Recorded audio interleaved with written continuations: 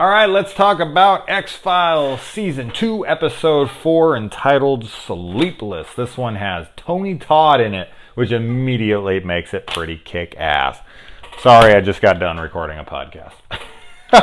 So, I'm still in that mode. But anyway, this is the first episode with Krychek. Oh, shit. The actor does appear in a different episode where he has sex with like a transvestite of sorts. But they bring him back here for a completely different character, and he is a mole, a spy that's working for the smoking cancer man, or whatever that I want to call him. This guy gets burned up in the beginning, and then when they break in, they find the fire department breaks in. They find that the guy is just dead, and there's nothing wrong with him. There's no fire present or anything. But when Scully goes in and does the autopsy, she is baffled to discover that his body seems to have thought it was on fire, although it was not, which would be crazy.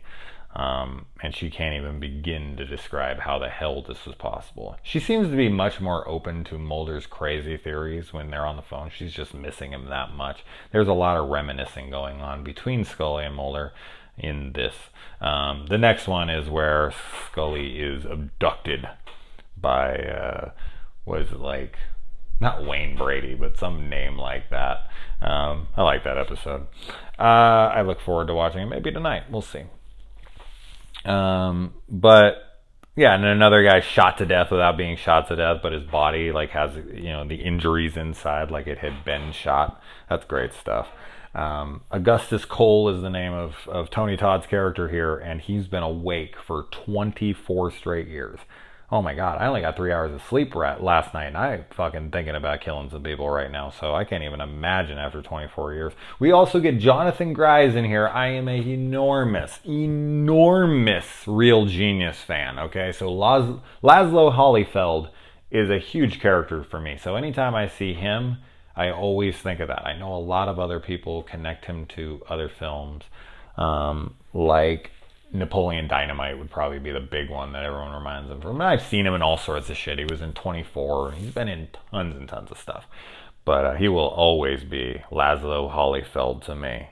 I was going to quote a line there from the movie, but it would be way too long, and I'm just going to leave it without. But if you guys haven't seen Val Kilmer's freaking Real Genius, man, do yourself a favor. That film is fan-fucking-tastic.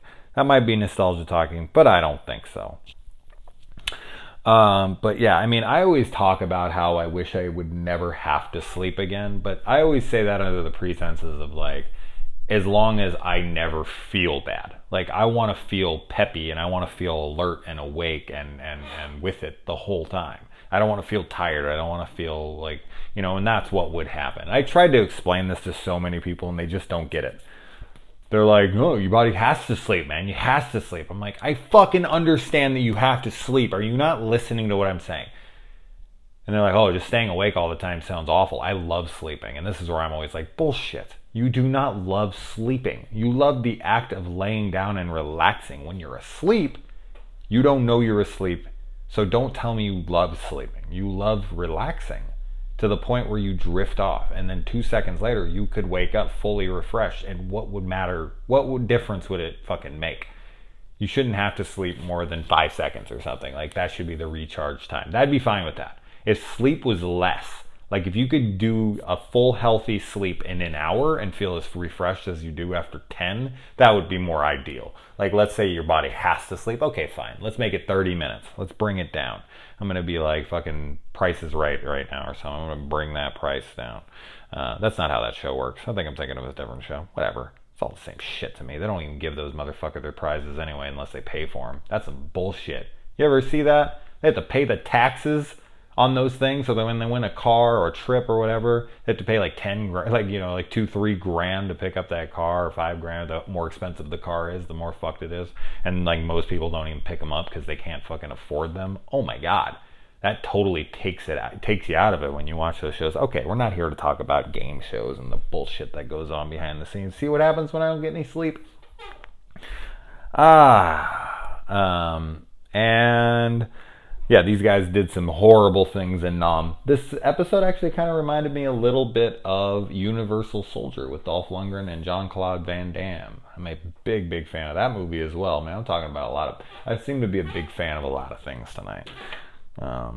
That's the only way I can describe anything. But no, I really am. I love that film. And Preacher, which is Tony Todd's character here, Augustus Cole, he thinks they should all pay, and he even told them when they were in Nam that like one day they were going to have to pay. He just didn't let them in on the fact that he was going to be the one doing it. And I mean, yeah, I mean, this guy is able to manipulate your mind into seeing whatever he wants. I mean, that is fucked up. I've always talked about on the channel how screwed up that is. Like, you can't trust what you've seen. Ugh, that's an awful thought. But yeah, he makes them see him coming after the doctor they're looking for and all that, and he like almost kills people. I mean, Mulder could have killed someone here. And what would they have done? I mean, that's kind of taking us back to the last episode where Ed kills people because he's like made to believe something. I mean, how do you judge a case like that? I mean, you can't, because no one would believe this shit. But these poor guys. And let's see here. I mean, yeah, Krychek pretends to believe him, but then we find out he's a fucking liar at the end. And then he tricks Krychek into believing that the Bible in his hand is a gun. So Krychek blows his ass away, and Mulder's like, you did the right thing. Like, I know what you saw, but like, I wonder what Krychek was thinking after he looked around and didn't find a gun, and what the, you know, the internal affairs and whatnot would think about that. Like, you shot a guy that is an unarmed, like, he had a Bible in his hand, and he's known as the preacher. Like, I don't know. I think Krychek would have gotten a little bit more of more than a slap on the wrist, which I don't even see that he got. It seemed like a clean kill, and it's like, really? What under what pretenses? Anyways, going back to what I said in the last episode, I'm going to add to that by saying that Mulder's hair is just as awful in this episode, and so is Scully's. I could not fucking stand either of their hair.